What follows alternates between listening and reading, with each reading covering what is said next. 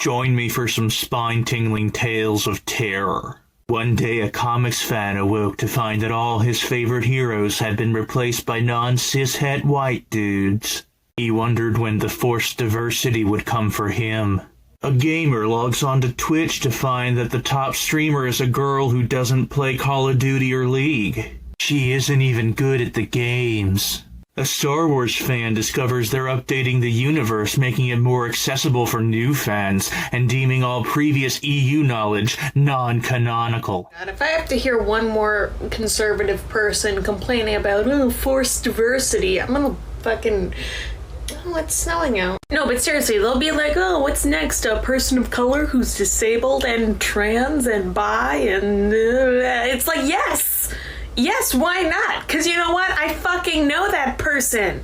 I know several of those people. So one of the biggest middle finger moments in comics I love was done by one of my favorite creative teams on one of my favorite comic books, Saga. This is the cover to issue number 1, and also was the cover for volume number 1 of the series. I'm sure by now all of you have noticed the huge issue about it. That's right, she's breastfeeding on the cover of a comic! Outrageous! No, but unfortunately, I'm serious, people were pretty upset about it. I actually think this was a huge step that Brian K. Vaughan and, more importantly, Fiona Staples, the decision they made to do this. This is something that we should be normalizing anyways, so this was amazing. But the negative comments kept coming. But what did Brian and Fiona do? They didn't step down. No, they actually did this. So what I'm about to show you is the cover of the hardcover, volume 1, that they chose to go with. Enjoy. That's the whole cover! Ha! I'm just going to talk about gatekeeping for approximately a minute.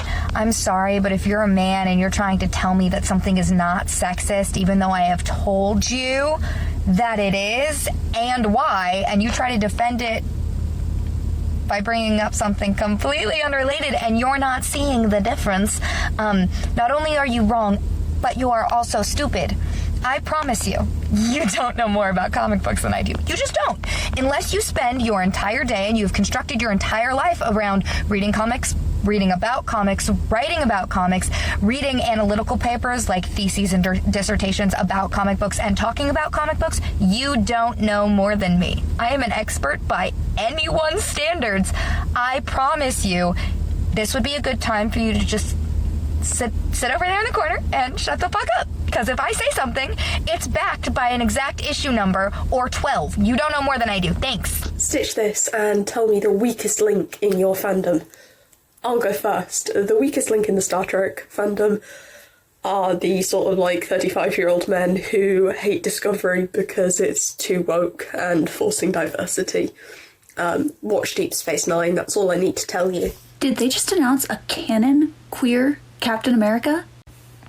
Canon queer Captain America. Holy shit. Holy shit! So what you're looking at right now is the Pride Month issue of a new series called The United States of Captain America, where each issue focuses on a different Captain America. And designed by a trans artist, we have Aaron Fisher, who they've titled Captain America of the Railways. Oh my god. According to the Twitter announcement, Aaron Fisher is a teenager dedicated to protecting fellow runaways and the unhoused. Aaron Fisher is an openly queer character. And while Steve Rogers protects people from superpowered threats, he helps those who walk alone in the streets facing everyday problems. We're getting a Captain America with a fucking septum piercing! He fights crime in overalls with a trash can lid! Gatekeepers are really funny to me because they're like, oh, what do you mean you haven't read fucking this issue from 1965 or something? And it's like, bro, I have no idea what's going on in comics right now. I just like the characters. I'm just vibing and reading Wikipedia pages. Are you not a cis straight white guy? Do you want to get into comics? Do you have no idea where to start and not want to get hate crimed? You come to the right place. Welcome to Becca's Guide to Getting into Comics. Here are some options to find things that you're interested in. Number 1, pick a historical period. Comics are often an expression of people's feelings about social issues, so if there's a social issue or a time period that interests you, look at comics from it. I'm a big fan of early Captain America issues because I like the construction of masculinity and also the way it's an expression of Judaism. I really like Mark Waid's Captain America's because sometimes he just makes Steve look like that. That's so good. Being raised around conservative groups, I often heard conversations about forced diversity. And these conversations would usually go something like, I don't hate gay people, I just don't understand why they have to shove them down my throat all the time. Like, there would be an entire movie, and there would be, like, one black person, and they're like, forced diversity. And I heard a person recently be like, that's not forced diversity. Marginalized groups also just exist in the world. And now I just keep getting more and more frustrated because I keep going through all the little films in my head, and every time there's been a gay person or a fat person or a Muslim person or what have you, their arc is about overcoming hardships with that, and they never just get to be normal humans. I don't know if this is a hot take or whatever, but I don't care if diversity is forced. I don't care if the reason behind diversity was financial or trend or whatever. Because regardless of the reason behind the choice to make a character more diverse, it still adds a character that other people can identify with. Just a friendly reminder that if you're on the side of men who say that they wouldn't provide life-saving aid to a random woman in need of CPR, that he would just sit there and let her die so that way he doesn't get falsely accused of sexual assault, you're on the wrong side of that argument and you should feel bad. If those are the trash men that you want to fraternize with, you can have them. Because the rest of us, we don't want them. Let's address this because you must be new here. Snyder is sexist. Whether or not someone is sexist is in fact not up for debate when there is a copious amount of evidence in support of the claim he is sexist. Simply by saying that, you are in fact defending Snyder, so you can go, or you can be removed, or you can simply fix your shit. If I call someone out for being sexist and I have the receipts, you don't get to disagree. It is not a debate. Am I speaking slowly and clear enough for you? Whether or not something is sexist is not for you to disagree with. Period. Blank. Done. That's it. And if you think it's up for debate, go debate it with someone else, because that shit's not welcome here. So I saw a lot of guys commenting on that Keymaster video about how they think Birds of Prey is trash, and my question for them is, are you upset about the movie because it's filled with women, or are you upset about it because it is a comic book movie not catering to straight white men? I love when people say that Star Wars is forcing diversity when, like, there hasn't even been, like, proportional representation for women, people of color, LGBTQ people in the Star Wars universe yet. There have been 11 live-action Star Wars movies. All of them have been white-led, and 7 of them have been male-led. We have had one person of color in a leading live-action role. The first 6 movies had, like, maybe 4 prominent people of color and, like, 3 women. And the way they've handled diversity now has been so across the board. Like, Finn and Rose were really poorly handled, but then you have characters like Cassie and Amanda who have been better handled. It's like, they're not forcing diversity. The world is not all white and male. Other people exist and deserve to be represented on screen. And adding diversity on screen adds way more diversity to the fandom, which the Star Wars fandom desperately fucking needs, as it has serious issues with racism, homophobia, and sexism. So please kindly fuck off. Y'all want to really stop looking racist to the other side? Stop caring about diversity. Forced diversity, that is. In America, we already have diversity, but right now we are trying to force diversity way too much. I do not care about black-owned businesses. I do not care about white-owned businesses. I care about a business that does their job well. If I had my own business, I would not care if I had a quota that I had to meet on how many black people I need to hire, because guess what? I don't care about skin color. What I care about is someone that can work well and get the job done. So if I have 100 white cis men working for me, so be it. Everybody, God bless and have a great day. Don't forget to follow me on Instagram. Peace. See, y'all know I don't come up here defending white people, but when y'all see a white couple or like a white friend group, can you stop the where's the diversity, the lack of flavor comments? They not doing nothing but being white. I don't blame them. They not doing nothing. Leave them alone. If you support Trump, get off my fucking page. If you're a homophobe, get off my fucking page. If you're a transphobe, get off my fucking page. So let's talk about the phrase forced diversity in pop culture and why that perspective is a bunch of bullshit. First of all, the idea that something is forced only applies if it doesn't belong there. And if you're the kind of person who thinks that forced diversity is a thing, I want you to ask yourself, where don't diverse people belong? The answer to anyone who's not a white supremacist is that diversity belongs everywhere, because it is everywhere. That's literally just a part of reality. Second, I want to talk about the contact hypothesis. This is the idea in the social sciences that when you encounter someone who's different from you, maybe a different background or ethnic group or something like that, you reduce your prejudices towards that group because you actually have some firsthand experience with them. Now, sometimes firsthand experiences aren't always possible because of our life circumstances. That being said, this is where pop culture can be a alternative, albeit one of lesser quality. So it boils down to this. Meaningful, positive, diverse representation within pop culture helps you to overcome prejudices and be better people. And some folks desperately need it. I wanted to talk about some gatekeeping stuff that I've seen in the comics world since WandaVision and Falcon and Winter Soldier have come about. And that is new comics fans are coming in. They've met characters that they're really interested in because they've just been introduced in the MCU. And older comics fans, people who've been fans of comics for a while, instead of taking their hand and introducing them to the comics with, excitement, because we should be excited to share something we love with another person, they're treating these new fans like they're this subclass of fans. It's got that air of, well, I heard of them first, so I am more of a fan, which we don't want to do. We want to share our love with people. We want to bring people into the fandom. We want to encourage people to create and enjoy themselves. And just because they don't know as much about the characters yet doesn't mean that they're not as much of a fan. I want to teach people, and you should too. Don't gatekeep. Come on.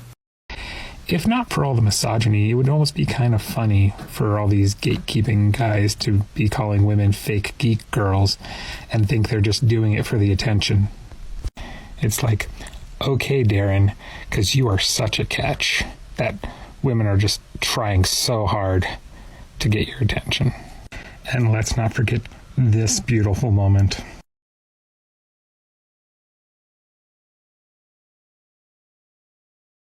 This is the problem. Literally anything that can be labeled as nerd culture is also labeled as male culture. Now, I know what you're thinking, but Olivia, it is mostly men who are interested in those things. Well, that's because they've excluded women from also enjoying it. And now that fandoms, especially in Star Wars, are discussing gatekeeping, it's important to know the big gaping hole in the gatekeeping discussion that spans across the multiverse. As a woman, I'm sick and tired of all the shocked faces and you should be ashamed comments when I talk about the things I enjoy. The only reason why there aren't as many women interested is because constant gatekeeping has left them out of the experience. Which also disrespects the entire genre because the whole point of nerd culture is being an accepting and all-inclusive place, yet we completely exclude an entire gender. So I had this epiphany the other night, and I just kind of want to get it off my chest. So I've been into nerdy stuff for as long as I can remember, and outside of the occasional mansplainer, I don't really get gatekept in these fandom communities that much, and I didn't realize why until I got on TikTok and saw all of these people getting aggressively harassed by men in their comment section, and I realized the reason why is that they're hot, and I've never been hot. So when I go into a male-dominated space, the alarms don't go off because they don't want to have sex with me. So I'm able to just talk to them like one of the other men they don't want to have sex with. So I'm able to talk about comic books or Star Wars without the suspicion because I'm not hot. So I just want to really appreciate my body and my face for allowing me to do this. So thank you. Women are forcibly over-sexualized in media, and it is done mostly by men. Again, not up for discussion. This does not change that fact, okay? The idea of men bringing up things that affect men only to invalidate women is super gross, and it's not welcome on my page. Fix your attitude and get out. And I will not be taking differing opinions on this. None at all. If you have a differing opinion, you may leave. Okay? That's clear? John Walker is a well-written character. But because he's a well-written character, you're not supposed to like him. You sure as hell are not supposed to identify with him. If you identify and sympathize with John Walker, do everyone a favor and go to therapy, because you probably shouldn't be allowed around people. Okay? He is not a character you sympathize with. He is the villain of the series as it stands right now. He is not a likable character, and you are not supposed to sympathize with him. If you do, I am genuinely fearful for you and the people in your life. And some of y'all are fucking deads. Falcon and the Winter Soldier is absolutely, 100%, undeniably and irrefutably a show about race. If the show or movie, whatever, has themes about a specific topic, then that's what the fucking show is about, sweetie. I don't know how you think themes work, but if the main theme of the show is racism, then the show's about race. Okay? That's how it works. Black Panther, surprise, surprise, was also a movie about race. Okay? And just as quickly as I can say this, Marvel comic books and TV shows and everything have always been about social issues. The whole keep politics out of my comic books or out of my media is quite simply the stupidest thing you could say, because that's where they have always been. It's all upheld by the patriarchy, baby. It boils down, the core problem is still men. Okay? Men are still the problem. So I don't know what to tell you other than that. Women suffer at the hands of the patriarchy, and they have for literally since the beginning of time. Men suffer less at the hands of the patriarchy, but it's all the patriarchy, and it's all upheld and created by dudes. Sexy lamp test is when a female character's only purpose is to be sexualized. She contributes nothing to the plot. If her entire role can be replaced by the sexy leg lamp from A Christmas Story, she fails the sexy leg lamp test. So I'm tagging one of my favorite TikTok creators because he talks about this a lot. But one of the interviews that is most cited for calling Brie Larson arrogant is the one when she's with Chris Hemsworth and Don Cheadle. And she says, I want to be the first me. I don't want to be the next Tom Cruise. And people, I don't understand. I don't see an angle where you could possibly get there. How do you hear that and then connect that to arrogance? She's her own person. She wants to be her own person and set herself apart in the industry and not be compared to somebody else. She's also aggressively feminist, and comparing her and her success to any man's is kind of unacceptable. She is her own person. Her success isn't like anyone else's success. It's hers. She's taking ownership over herself. I don't understand how you hear that and see arrogance. Oh, yes, I do. Misogyny, bitch. Look how beautiful this little gem is. So she actually didn't grow up on comics. It wasn't something that she really got into until she took a college course on it. Then that's when she realized that she wanted to learn everything about comics. And let that be a reminder that it's never too late to get into comics and to learn and to get involved in the comic book community. I think men are better than women. She's kidding. No, I'm not. They provide for us, and we must obey them because they are our masters.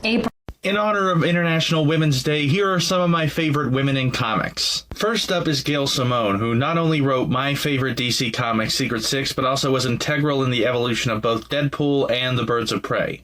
Next, we have Kelly Sue Deconic. If you haven't read Bitch Planet or Pretty Deadly, rectify that. There's G. Willow Wilson, who, among other things, is the creator of Kamala Khan. Erica Henderson, who's illustrated some of my favorite comics like The Unbeatable Squirrel Girl, Great Lakes Avengers, and Assassination. N.K. Jemisin, who aside from being one of the greatest contemporary authors we have, is also the author of my favorite Green Lantern comic. Fiona Staples, the reason you should keep up with Saga. And Joelle Jones, who is responsible for one of my favorite comic book covers. It's just so good.